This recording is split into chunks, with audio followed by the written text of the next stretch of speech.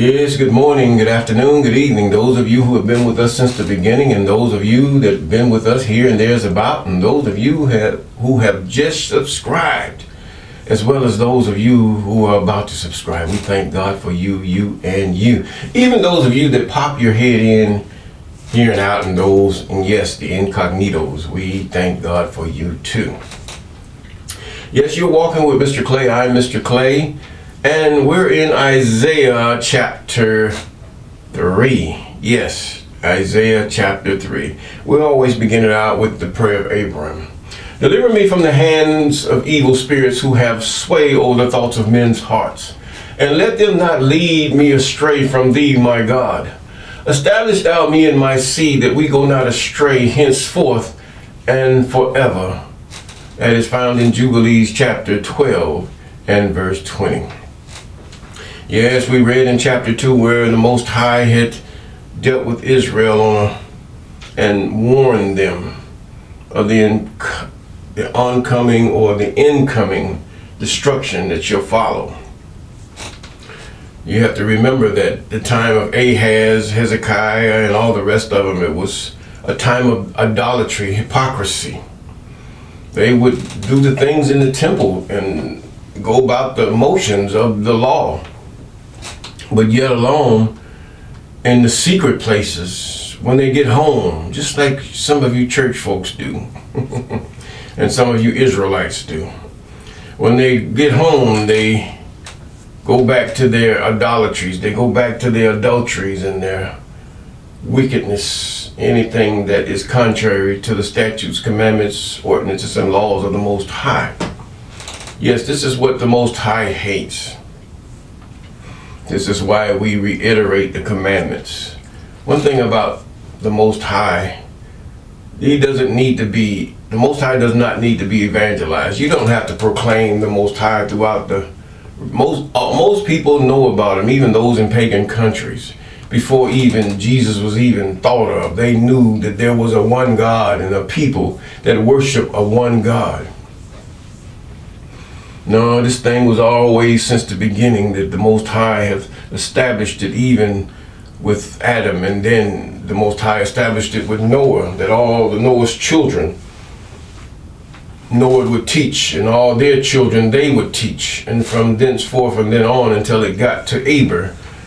And then after Eber, they ceased to teach. Just before Eber, they ceased to teach and tell their children of the wondrous works of the Most High, and how that the Most High had delivered them from the wrath that was upon those that had drowned in the time of the flood. And today we still have all kinds of, should I say, lies, just plain old lies, just going out that was printed way back when. In other words, just because the doctrine is ancient doesn't mean that it's true. Has it been tried? Do you know if these things are true? Yes, witchcraft, we can tell that. They worship devils, we can say that. That is one thing that is true. But the fact is that, what about these idols? Do they move? Do they breathe? Do they bless you in any way? What about these other fictitious gods of Egypt and these gods of all manner? They worshipped everything that moved, that they thought was better than themselves. Ah, yes. The sun, the moon, the skies, the water. They had a god for everything. And this was the ancient way of the African continent. Regardless of whether you get upset or not, it was the way of the African continent. In other words, there was a way that the Satans made gods of other things. Now, in the book of Isaiah chapter 3 verse 1, it says, "Behold, the I am of hosts, doth take away from Jerusalem and from Judah the stay of the staff." That means livestock. "The whole stay of bread, and the whole stay of water." There's a famine coming. The mighty man and the man of the war, the judge and the prophet and the prudent and the ancient. the captain of 50, and the honorable man, and the counselor, and the cunning artificer, and the eloquent orator. In other words, a time of captivity is coming, a time of war, when things begin to be scarce. This is why in your own country, when things are scarce, when prices are going up and you can't afford anything, and even the store owner can't afford anything, a time of war is where the government is heading to try and prop up what is about to fall. Now he says, I will give children, verse 4, I will give children to be their princes. In other words, inexperienced people to be your princes, and babies shall rule over them. Selfish, inexperienced, selfish people. Because babies are very selfish, tell you the truth, and they only go by their instincts or their desires. And the people shall be oppressed. Yes. If you did not love your child or a baby as you do, that baby would be an oppressor, because it does not know what it's doing. All it knows is what the baby feels, whether it be male or female, what it longs for, what it tastes, or what it wants, and it's all for itself. Rightly so, because it's a baby. It has to depend on others to give it what it wants. I say it because it may be a male, it may be a female. He says, and the people shall be oppressed, and every one by another, and every one by his neighbor. Oppressed, hunger, thirst, trying to get scurry and either deceive for food and sustenance, or worse. The child shall behave himself proudly against the ancient. This is what young people do. The woman dresses herself up to receive attention, and that attention gets her what she wants. A young man, he uses his loud voice and exclaims himself as the biggest and baddest dude on the block. Yes. And these things they do against the older. One thing about an older person, you cannot prove yourself with an older person. An ancient, which it means an old man or an old woman. You cannot, that is like trying to prove yourself with a child, a baby. Young men prove themselves with young men. And men of, should I say, their prime. Just like a boxer. A boxer cannot fight an old boxer. An old boxer has lost a lot of his ways. Then he has to resort to cunning things to subdue the younger and the stronger boxer, which is not in the rule book. He says now, in verse 5, he says, now the child shall behave himself proudly against the ancient. Look at here, old man, old lady. The base shall against the honorable. In other words, you have the lowest of people against those who have proved themselves to be trustworthy and have faithful to the current society. And when a man shall take hold of his brother of the house of his father, saying, thou hast clothing, be thou our ruler, and let this ruin be under thy hand. In other words, if you are richer than we are and you can provide sustenance for us, you can rule over us. We'll do what you say. And this was the way since the beginning. Excuse me. And in that day he shall swear, saying, I will not be an healer, for in my house is neither bread nor clothing. Make me not ruler of the people. I don't have what you need. For Jerusalem is ruined. It's a time of war, a time of captivity is coming, is what Isaiah is warning about. Judah is fallen. because their tongue and their doings are against the I am, to provoke the eyes of the I am's glory. In other words, they have went against the covenant that their forefathers have said all that the I am says, that will we do. And they have defaulted on their promise and their covenant. He said, the show of their countenance does witness against them, and they declare their sin as Sodom. They hide it not. Woe unto their soul, for they have rewarded evil unto themselves. Look at those we deem as Israelites today.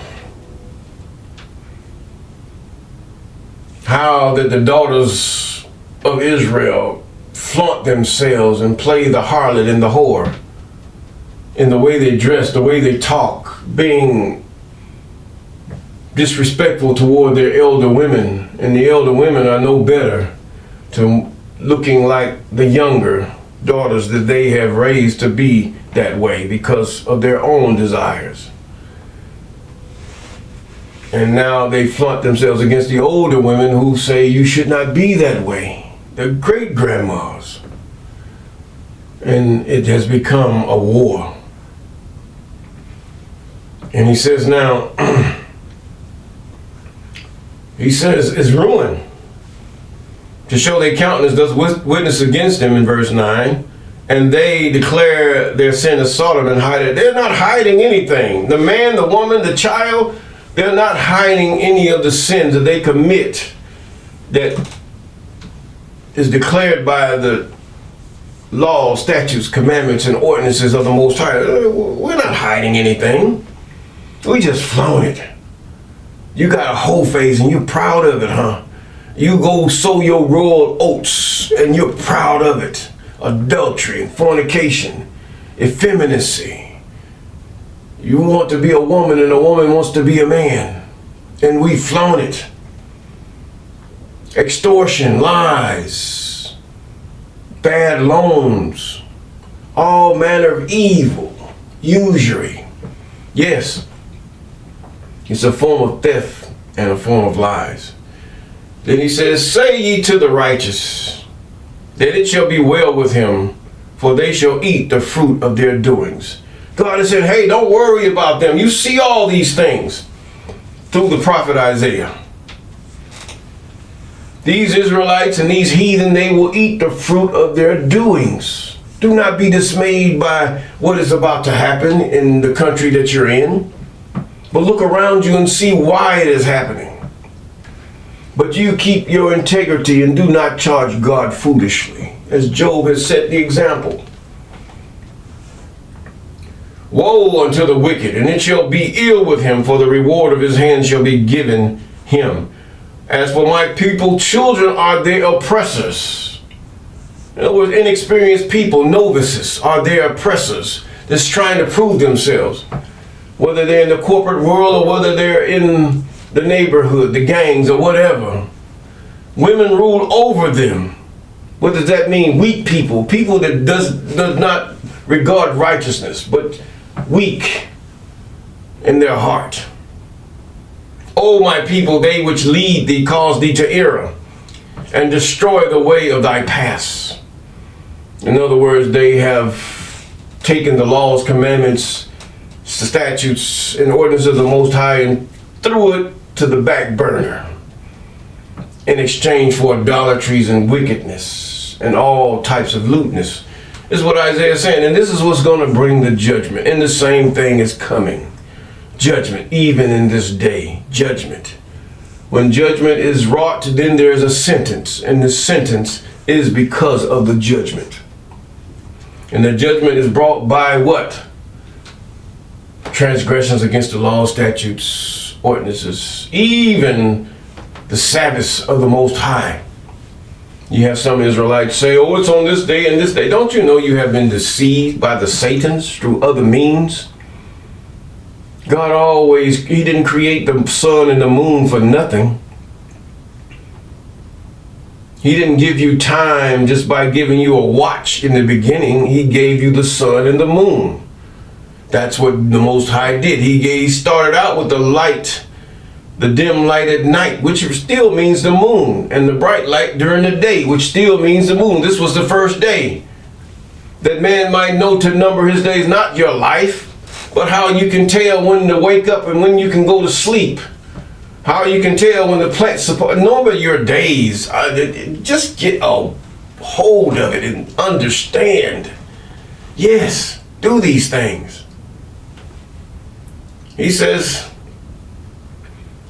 they cause you the era, your technology and all this stuff. These beginners, these novices, these who will not accept instructions, these weak people who have bent over for the heathen and their ways and the satans that lead them about, instead of standing up for what is right according to the law, statutes, commandments, and ordinances of the Most High. Yes, the I Am standeth up to plead and standeth to judge the people.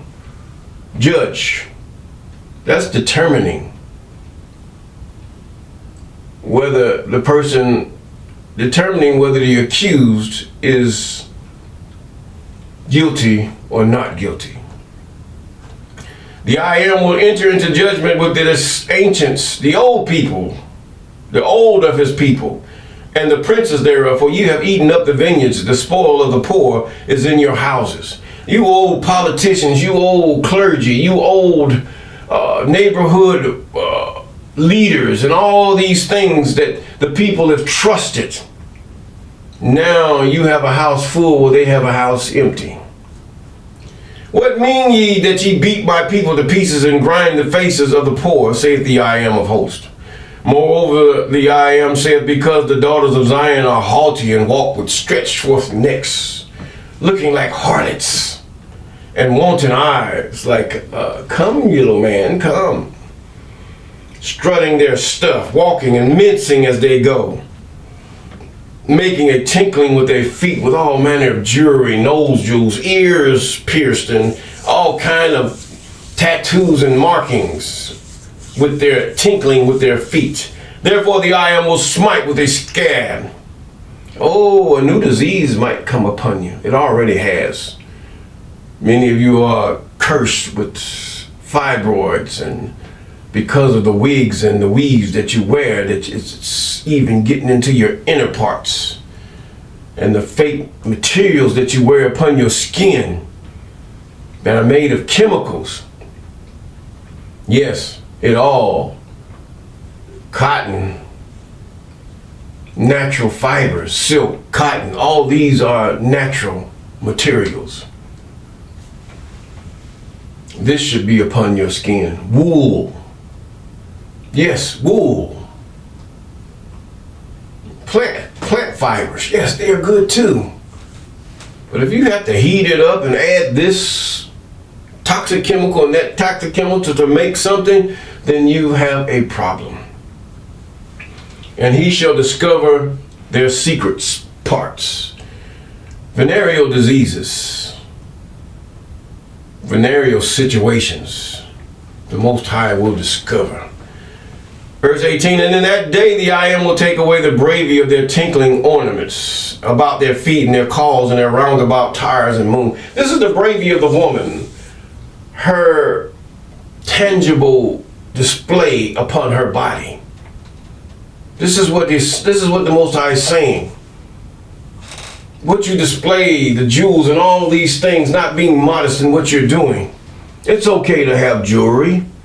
But when you get to the point where you just over accessorize and you want to mesmerize a man or young men to bring them in and to make merchandise of them because of your looks and their desire for someone that looks like you. Oh yes. And in that day the I Am will take away the bravery of their tinkling ornaments about their feet and their cauls and their round tires like the moon, and chains and bracelets and mufflers and bonnets. I know this is not what he's talking about, but these bonnets that some of you wear, thinking that it is a, should I say, a sleeping bonnet, is what it was meant to be, to keep your hair from breaking on your cotton pillows. I understand that, yes I do. But is it the same bonnet that they used to wear back in the day? Back in the days of colonialism, women wore bonnets white and black women and all manner of women wore bonnets. For what reason, I have no idea. Somebody enlighten me on that one.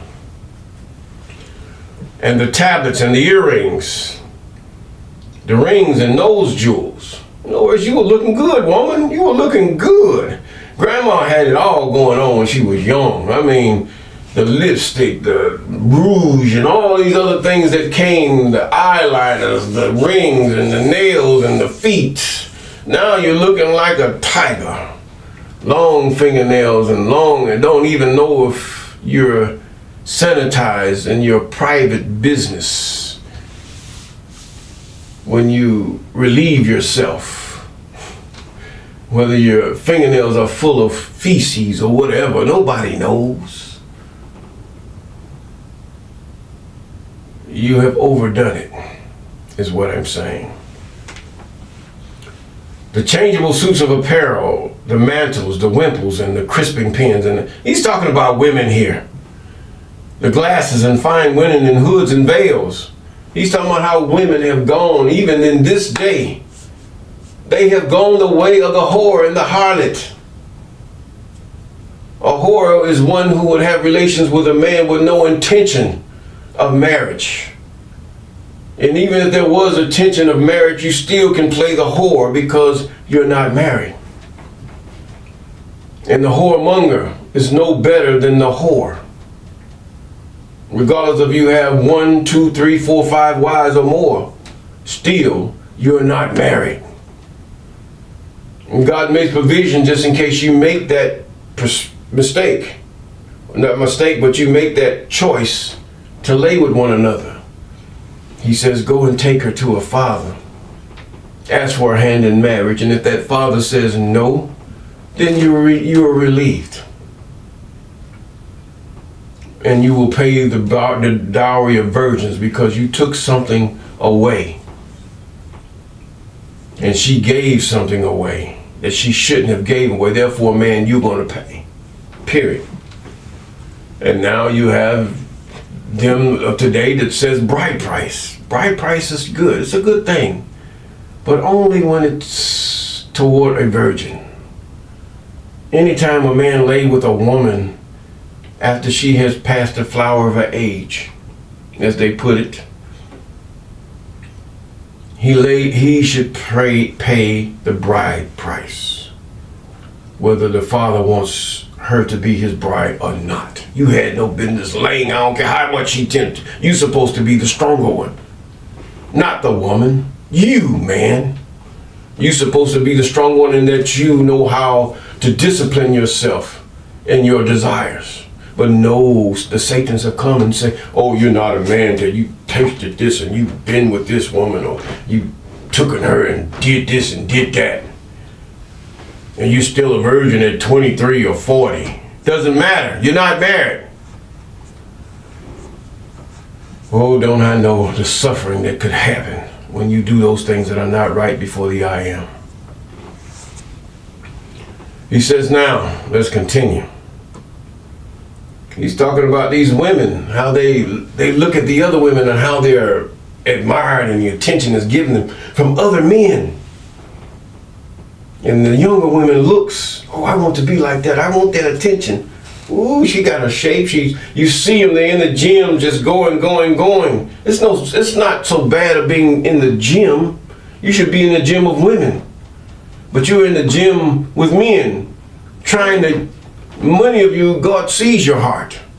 I cannot judge your heart, but some of you really, I can say, are looking for attention of men.